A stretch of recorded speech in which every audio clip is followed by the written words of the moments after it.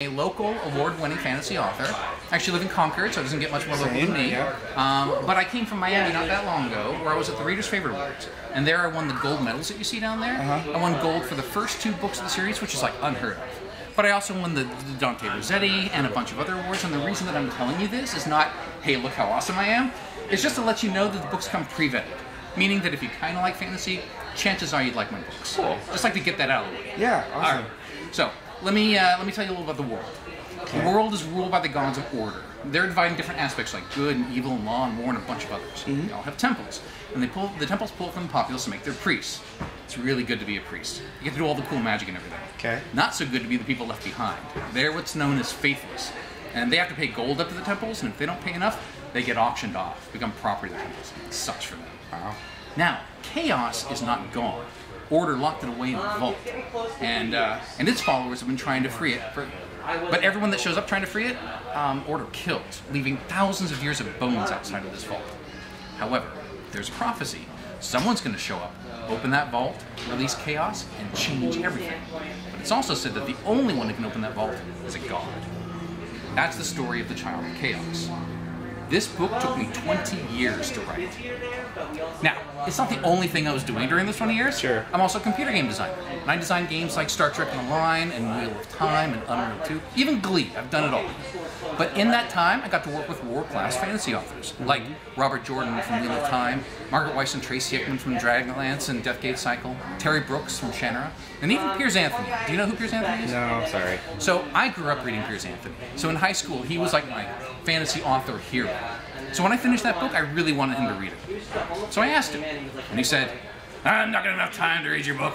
Even if I did, you wouldn't like what I have to say about it because no one ever does." Right. I sent it to him anyway. He read it in one night, and the next day he sent me this review. He loved it so much, he gave me my first cover quote.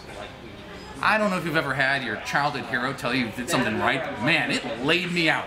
It became a pivotal moment in my life. That and when I won those gold medals, it's like, maybe I'm doing something right. Maybe I'm on the right track. Now there's a character in this book, his name is Dantes, he's a priest of war. He's like an action hero. Everybody loves him. He's such a fan favorite, I wrote the prequel about him. And this one's actually won more awards than this one so far. It became such a critical part of the series that you can read these in either order, but you need to read both before moving on to the House of Prophecy, which just won the American Fiction Award, by the way. And then, the finale. I'm actually here on the launch tour for the finale. It just came out. It's called Realm of Gods. I left nothing on the table. I think it's the best book I've ever written. My editor agrees. The reviews are starting to come in, and they're calling it a masterpiece. Their words, okay. There's only one more thing I need to tell you, and that is, I was doing a podcast about the Wheel of Time game, and there was someone listening to that podcast, and it was the executive producer of the Wheel of Time TV series. He contacted me, and together we relaunched the game to coincide with the launch of the series. However, in so doing, he's now evaluating these books for a potential TV series or movie. Not only that, my old boss from Legend, which is where I made those games, is now head of games at Netflix, and he's shopping my books at Netflix. So you never know.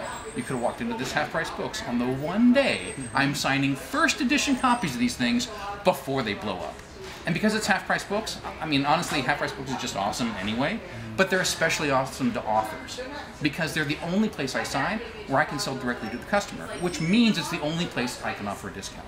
And so, as a celebration of the launch, I'm saying if you get the whole series, I will give you 15% off. And that is my pitch.